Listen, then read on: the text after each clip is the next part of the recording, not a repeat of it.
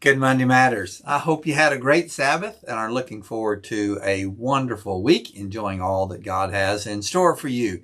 My name is Mike Courtney, and this is Monday Matters. Every Monday, I take a few minutes and talk about something that makes your life happier, healthier, and perhaps a little bit holier. I had an interesting thing happen this weekend that has happened more times than you would imagine.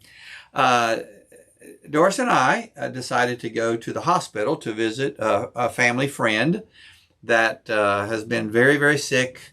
Kind of suddenly, something came upon him, and so we said we're going to go visit him. While we're there, there's another young family friend that has just had a baby, so let's go see her. So while we were there, we had just kind of worked out to go see Nikki and Wade Kirkland first. And so we stopped by to see them and to congratulate them on this brand new baby. And they are, as you might imagine, young parents full of excitement and enthusiasm about this new season in their life, brand new baby. This is their second. And it's just fun. Had a fun visit with them and talking about that new baby. We left there and went to the room of our other friend, Gary Carlton. And as we walked into the room, literally as we walked into the room, his family was gathered around, and he passed away. He moved from one season of life to another season in a different place, and life drastically changed for him. And so I thought, as I have thought many times, and again, I tell you, that has happened to me more times than you would imagine. I thought about how interesting it is that cycle of life, those change of seasons, the welcoming of a new baby, and all that it has in store for it, and saying goodbye to a saint, and all that saint has in store for them from that point on.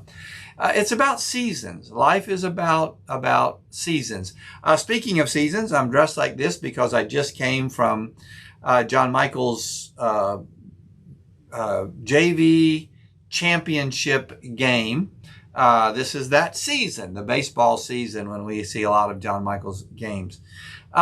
Seasons. It's about seasons. And so I thought I would talk to you very quickly tonight about today. Sorry. This is Monday Matters, so you're supposed to be seeing this tomorrow morning. You're not supposed to know that I'm recording it on Sunday night. About seasons. And here's some things. I think the sooner we come to grip with seasons, the better we are able to handle seasons, the healthier that we are, and the happier that we are, and perhaps the holier that we are. Maybe all that works together somehow. So 5 things I want to share very quickly. First of all, seasons are inevitable. You're going to go from winter to spring to summer to fall, and there's nothing you can do about it. You can complain, you can gripe, you can wish it were different, but the seasons are going to change. And in the same way, the seasons of life are going to change. I look in the mirror and I see this old man. I have no idea who he is. In my heart, I'm still in the season of a young guy, but the seasons of life are inevitable. In Genesis chapter 8, verse 22, God says, as long as the earth endures, seed time and harvest, cold and heat, summer and winter, day and night will never cease. Seasons are inevitable, and you can jog, you can try to stay in shape, you can dye your hair, you can do whatever it is you do to your skin tonight. You can do all those things, but seasons are inevitable. Here's the second thing. Seasons are intentional. There's really something good that comes out of seasons. I think that's God's plan all along. In Ecclesiastes chapter 3, the wisdom writer says, there's a time for everything, a season for every activity under the heavens. God's plan for us is that there will be seasons. God's desire is to move us along spiritually, from glory to glory, to help us to get better, to move us along chronologically so that we don't stay and get stuck in one place, and to move us along dimensionally, that the goal is to move from this world to the next. Listen, Gary Carlton moved into the greatest season there is. And so God's plan is for there to be seasons. They are intentional. It's not by accident that God designs life to be a life of seasons. Here's the third thing. Seasons are instructional. There are great instructions that come to us. In fact, most of what we learn, we probably learn because of the seasons. I was young, I used to think this. Now I'm a little bit older, I think this. I am taught by my seasons. Someone said it's a shame that that youth is wasted on the young. I wish I knew now what I knew when I was young, but that's probably not true. I'd be scared to death if I knew back then what I know now.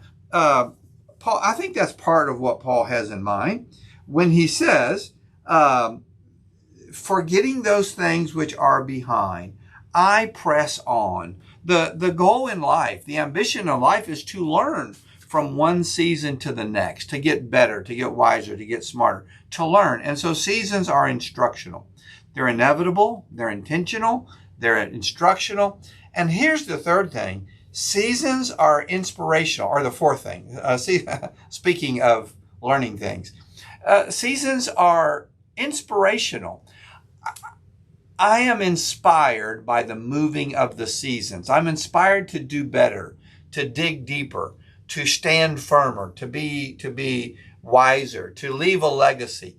It's the passing of the seasons that inspire me to keep getting better, to be a better man than I am.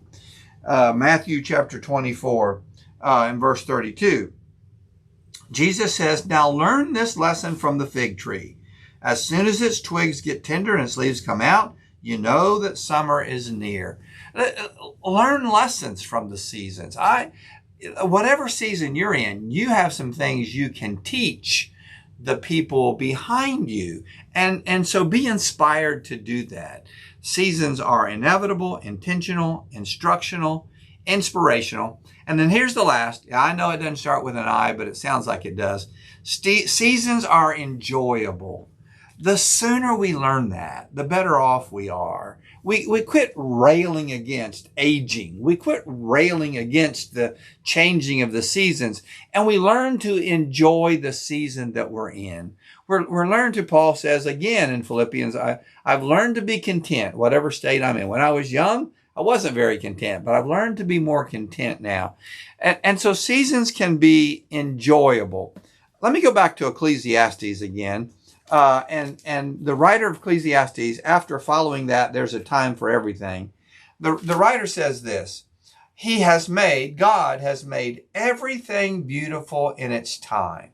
He has also set eternity into the human heart. Listen, in many ways, life is better now than when we were young and struggling and trying to figure things out. Everything is beautiful.